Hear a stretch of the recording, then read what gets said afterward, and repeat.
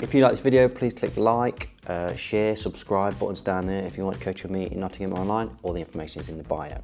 How you doing? So the stun run through shot looks really professional, doesn't it? Brilliant. Well, it's not actually that technical. People are always asking me where I need to hit to play this shot, where do you need to hit, and it's impossible for anyone to tell you, even me.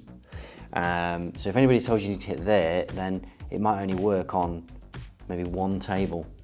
And the reason why that is because of this. Check it out.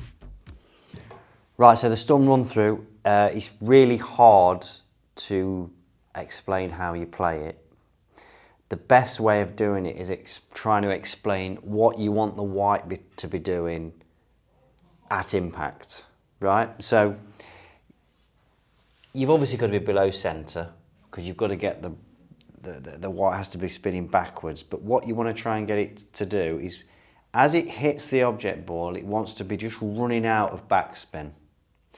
So that's why it's really hard to give an exact position, because different tables, if they're a bit heavier, there's going to be more resistance, so you're going to need more backspin on it on some tables than you're going to need on others, because obviously there's more resistance. So this same exact shot on a really slippy table, I'm going to put less bottom on it to play this stun run through than I would on a really heavy table, because the time it takes the white to get to the object ball, the resistance of the cloth is going to decrease the amount of backspin you've got on. Does that make sense? And also that obviously the variable is pace as well. How far you've got to go before you hit the object ball makes a difference, because that's going to need a bit more backspin when it's a long ball rather than like a middle, obviously just less than a middle distance ball, isn't it? So there's all them variables that you've got to work out. So in order to be able to work them out, the best way of doing it is, again, knowing exactly what you want the white to be doing at impact. So we've got the slow motion camera there. I'm going to hit right through it, hopefully, and then we can slow it down and see what the white's doing. I'm going to play a long ball as well, and you'll see I'm creating the same amount of spin at impact, and that's all about feel. Again, dog with a bone. That's why you need a cue action you can repeat, because you can learn how hard you have to hit it to get that reaction that you're looking for. So after all that, I've got to try and pop this through there and play the stun run through. So it's below centre, obviously. Here we go.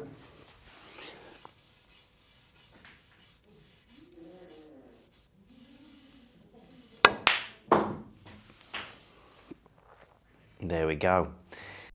Right, so here we go. Look, you see, look, the white's just skidding. There's a little bit of backspin on that, but it's just running out by the time it gets to the object ball. On a shot like this, it's not really backspin. You just skid really, so that again the white is sort of not doing anything when it hits the object ball. Now I'm going to play a long ball now, and you'll see that I'm creating the same reaction at impact. Here we go. Right, long pot this time, but still to get that stun run through effect, I've got to achieve the same goal as the want the backspin just running out before it gets to the red. Obviously I've got to hit it harder now, but bit more backspin on, because obviously it's a longer distance and it's going to run out if you don't hit it hard enough. That's why the table is such a big thing. It plays a big part in how you play this shot, because of the heaviness of the cloth. Obviously on the tables we're playing in the tournaments, you don't need a lot of backspin to stun it dead. So you sort of feel like you're topping it, but you're not.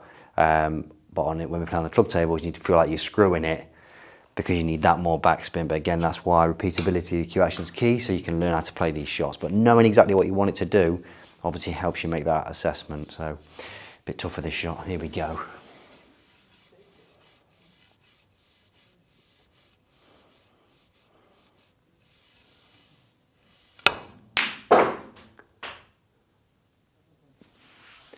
And there you go. So here we go. There's a little bit of backspin, look, and it's just running out when it hits the object ball, and then it'll sort of follow it, depending on how hard you've hit it, is how far it'll go forward. Again, the key is judging that skid or backspin, because if it's spinning backwards too much, it will just stun and not follow the object ball forward. So there you go. It's impossible for someone to tell you exactly where to hit. because it's going to be different on different tables basically, and all these different variables. The weather's even going to make a difference, which is a bit bizarre, but it does. So I think the best way is knowing exactly what you're trying to achieve with the cue ball, and then you can work out where you need to hit, you know, taking into consideration your hit, the reaction you get when you hit the cue ball, and all these things. And like I say, that's part of the fun. So if you don't like trying to work that out, then, you know, don't play really. So have a bit of a play around with it, work out where you need to hit to create the reaction that you want, and we're good to go. So yeah, comment below and I'll see you soon.